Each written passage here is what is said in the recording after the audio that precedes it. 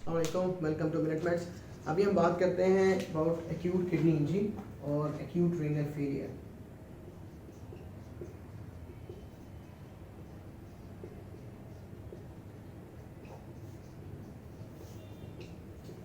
जिसे हम acute renal failure भी कहते हैं।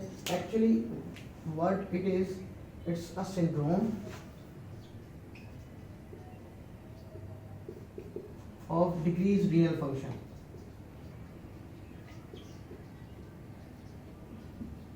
and the duration is much less, hours to days. And how does it manifest? हम जानते हैं कि रीनल फंक्शन का, रीनल सिस्टम का काम क्या होता है, टू एक्सक्रीट द यूरिन। तो हम ये कह सकते हैं कि क्लिनिकली तौर पे there will decrease urine output,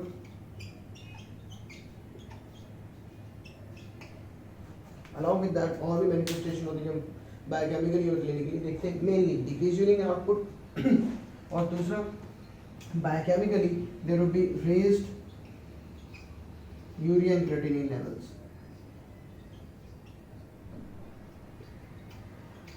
अच्छा, how to classify this condition? There are multiple systems. उन्होंने क्या किया कि सारे सिस्टम का अमेलगमेट करके एक ही सिंगल बना दी, जिसको हम कहते हैं KTIGO और the kidney diseases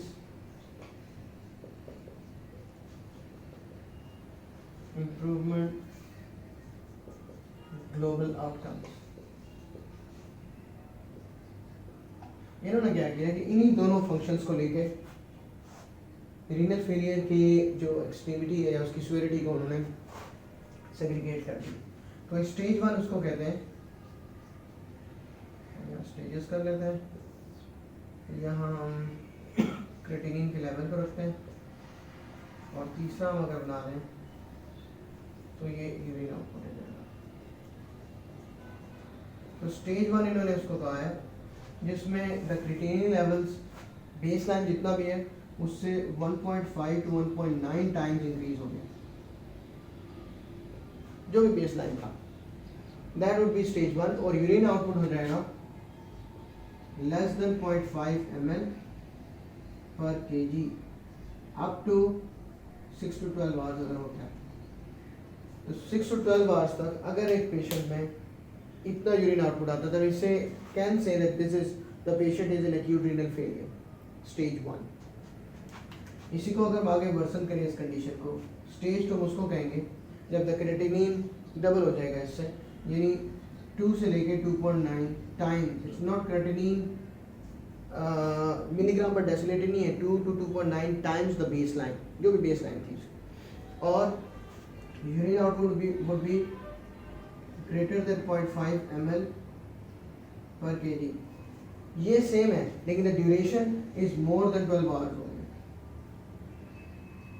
more than 12 hours अगर इतना थोड़ा यूरिन आता है, then we say that this is stage 2 of acute renal failure।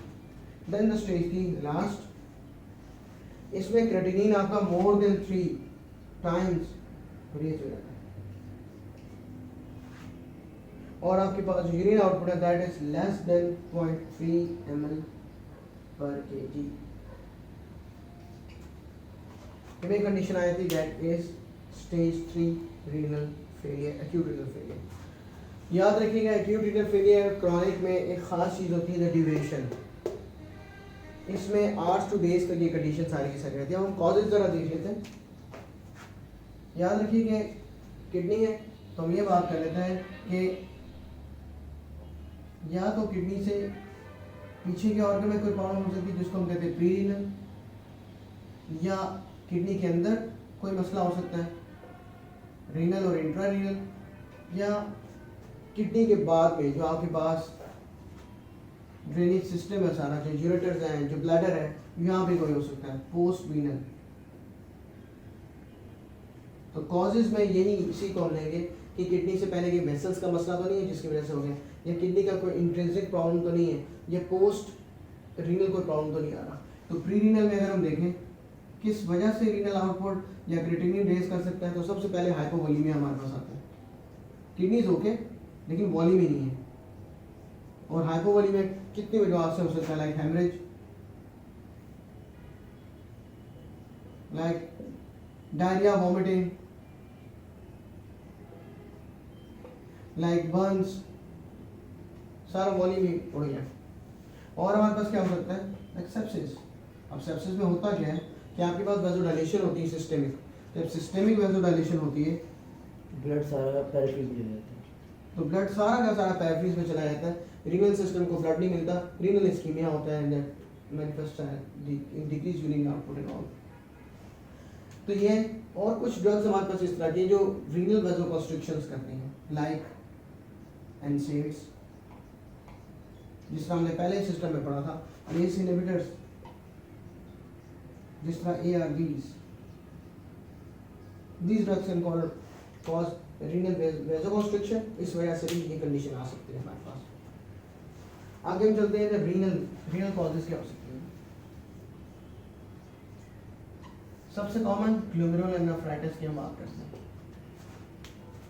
जिस तरह हम जितने भी है पोस्ट स्ट्रेप्टोकोकल ग्लोमेरुलोनेफ्राइटिस है, हेमोलिटिक यूरेमिक सिंड्रोम है हमारे पास, ये सारे आ सकते हैं। उसके बाद इंटरस्टिशियल कोई डिजीज हो सकती है, लाइक इंटरस्टिशियल नेफ्राइटिस ड्रग्स की वजह से हो गया, लाइक PPIs कर देते हैं, एनसेड्स कर देते हैं, या हमारे पास एक्यूट ट्यूब्यूल्स के अंदर एक्यूट ट्यूबुलर नेक्रोसिस हो सकता है। यानी अगर हम किडनी की बात करें तो ग्लोमेरुलोनेफ्राइटिस यानी सेकेंडरी टू कोई ना कोई ऑटोइम्यून डिजीज की वजह से हो सकता है, कनेक्टिव टिश्यू डिजीज की वजह से हो सकता है, इंटरस्टिशियल लेवल पे ये आ गया, और ट्यूबुलर लेवल पे होगा एक्यूट ट्यूबुलर नेक्रोसिस आ गया। आखिरी हमारे पास आ जाता है पोस्ट रीनल क्या कॉज हो सकती है, यानी किडनी से पहले वाली वेसल सारी ठीक है, volume is there, kidney itself is normal, लेकिन हमारे पास कोई ना कोई किसी न किसी किस्म का कंप्रेशन आ रहा है, या कोई ब्लॉकेड है हमारे पास, जिसकी वजह से आउटपुट इज नॉट फाइन। तो पोस्ट रीनल में हमारे पास कोई स्टोन, रीनल स्टोन्स आते हैं, या कोई यूरेटेरिक स्टोन है, या ब्लैडर के अंदर स्टोन है, कोई ट्यूमर्स हमारे पास आ सकते हैं, सेंट्रल ऑब्स्ट्रक्शन सिंपल, जैसे कि बिनाइन प्रोस्टेटिक हाइपरप्लेजिया और hypertrophy, these are the causes. तो ये हमारे पास एक्यूट किडनी इंजरी की मेन आउटलाइन है। हाउ डज इट प्रेजेंट्स, ये अब हम बात करते हैं कि इसमें कॉम्प्लिकेशन क्या क्या डेवलप हो सकती हैं, how we will approach this patient. अच्छा जी, बात हम करते हैं कॉम्प्लिकेशंस की। एक तो हमारे पास मेन मैनिफेस्टेशन आ जाने के डिक्रीज आउटपुट आ गया, क्रेटिनिन लेवल रेज करके। हम जानते हैं कि किडनीज का सिर्फ ये फंक्शन नहीं है कि उन्होंने एक्सक्रीट करना है, अपार्ट फ्रॉम दिस उन्होंने और चीज़ें भी एक्सक्रीट करनी होती हैं, लाइक जो आपके पास इलेक्ट्रोलाइट इम्बैलेंस है, इलेक्ट्रोलाइट बैलेंस जो है, तो यानी इसके मतलब है कि अगर patient is an acute kidney injury, जो हमारे पास इलेक्ट्रोलाइट इम्बैलेंस आता है उसमें हाइपरकैलेमिया आता है।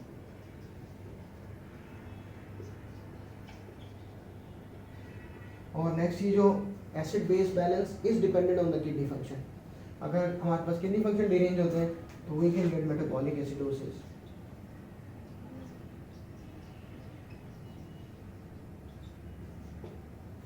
यानी और हाइपरकैलेमिया वाला पेशेंट हमारे पास किस तरह प्रेजेंट करेगा, अभी हम प्रेजेंटेशन देख लेते हैं। तो हम एक क्लिनिकल प्रेजेंटेशन एक्यूट पेशेंट की क्या होगी, एक एक्यूट किडनी इंजरी वाले पेशेंट की, कोई ना कोई आपको पेशेंट में होता है कि patient had severe acute gastroenteritis, now presented with multiple episodes of nausea, vomiting, on examination feeble pulse है, with heart rate of 110 per minute, the BP is 80/50, he is hypotensive, urine output इनका 500 ml आया in last 24 hours. हम बात करते हैं इतना कुछ इस पेशेंट के साथ हो गया, देन अगर हाइपरकैलेमिया होगा तो he must be coming with muscle weakness, with metabolic acidosis, the patient has certain type of breathing abnormalities, kind strokes breathing कहते हैं, shallow and rapid breathing होती है। तो how we investigate such a patient, जिसमें हम where we suspect the patient has acute kidney injury। अगर हम baseline से स्टार्ट करें तो ब्लड CP पे हमारे पास क्या आता है, बिकॉज सारा का सारा वॉल्यूम हमारे पास प्लाज्मा सारा का सारा वैनिश हो गया, हमारे पास जो हेमाटोक्रिट है दैट इज रेज्ड। एस बी हमारे पास फॉल्सली तौर पे जो हीमोग्लोबिन है वो भी इंक्रीज नजर आता है क्योंकि बाकी फ्लूइड वॉल्यूम ही नहीं है हमारे पास। हम अगर RFTs देखते हैं जो क्रिएटिनिन है that will be deranged, the urea is deranged, it is increased। अगर हम पोटेशियम को देखते हैं that is also increased, the bicarbonate levels are down on arterial blood gases। जब हम करते हैं हम बाइकार्बोनेट को देखते हैं तो हमारे पास ABGs में the bicarbonate is decreased, so we have labeled this patient as acute kidney injury। secondly to इस scenario में it is pre-renal failure। now how we treat this patient?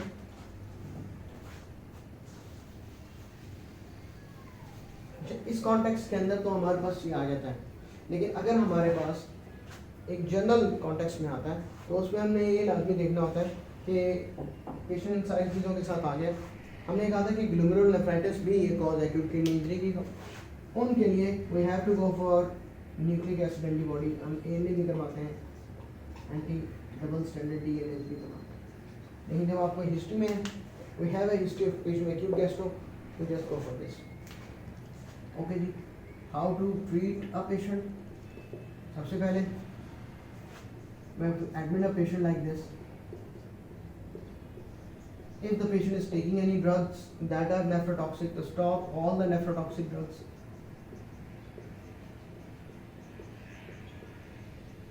उन्हें हमारे पास कॉमन जिस तरह आती हैं ACE inhibitors, ARBs, NSAIDs, even the antibiotics like aminoglycosides। we assess the fluid volume and then we replenish the fluids। यहाँ पे fluid of choice हमारे पास क्या होता है? that is normal saline। never go directly for the lactated ringer। जो Hartmann solution है, जो ringer lactate है, ये after checking the electrolyte होता है।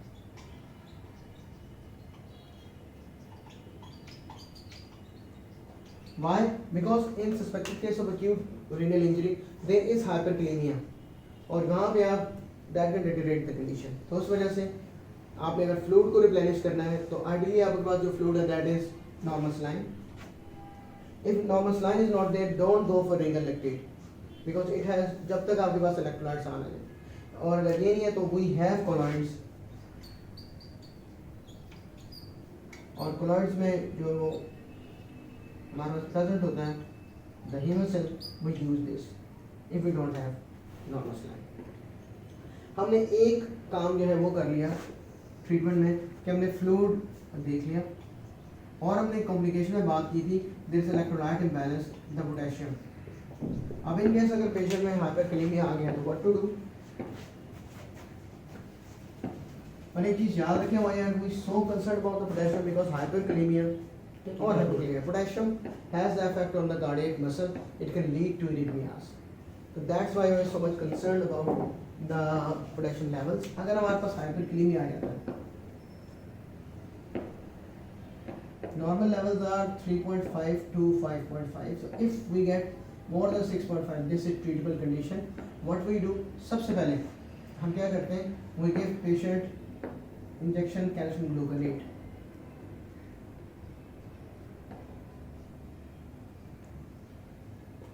याद रखें कि कैल्शियम ग्लूकोनेट का पोटेशियम लेवल्स को नीचे करने में कोई काम नहीं है, डजंट हैव एनी रोल। इसका सिर्फ एक काम है, it stabilises the cardiac muscle, cardiac membranes, because they have the risk of having an anaemia. उसके बाद now we start the drugs that can actually lower the potassium levels. We have insulin. When insulin takes the blood sugar into the cells, it takes potassium along with it। तो हम क्या करते हैं कि insulin के 10 units we use them in 1 liter of dextrose water and start it at 100 ml per hour। तो इससे अगर एक पेशेंट नॉन डायबिटिक है उसको खाली इंसुलिन दे देंगे, that can lead to hypoglycaemia, that's why we give insulin along with dextrose water. We have to be a stupid doctor to actually give regular insulin to a patient, to a non-diabetic patient, and not give dextrose with it. फिर आप अभी मलाई बन जाते हैं. शुरू कर लो. Okay, then insulin के साथ we can nebulise the patient with salbutamol.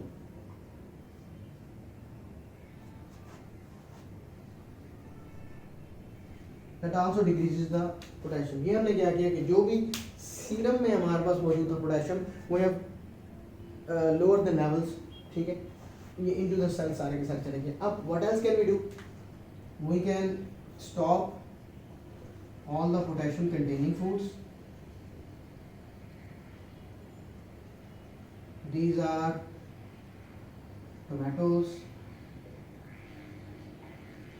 potatoes, oranges, lemons. We stop these foods.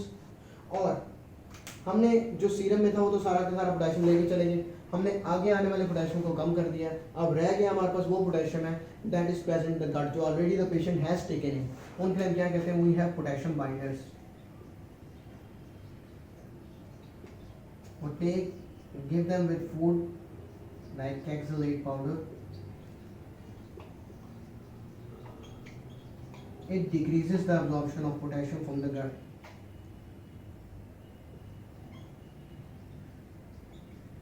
Then we monitor the potassium levels every 24 hours. So हमने दो चीज़ें ट्रीट कर ली, एक्यूट किडनी इंजरी में हमने फ्लूइड मैनेज कर लिया, हमने पेशेंट को पोटेशियम को मैनेज कर लिया. Now come in the patient has sepsis, what to do? In the cases of sepsis, we send the cultures, we start the empirical antibiotics.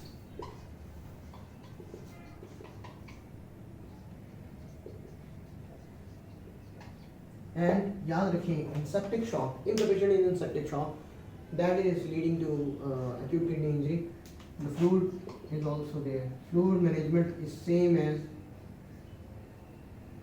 any acute renal injury. Bolus is of fluid I have to give. So that's all about you need to know in acute kidney injury. Thank you.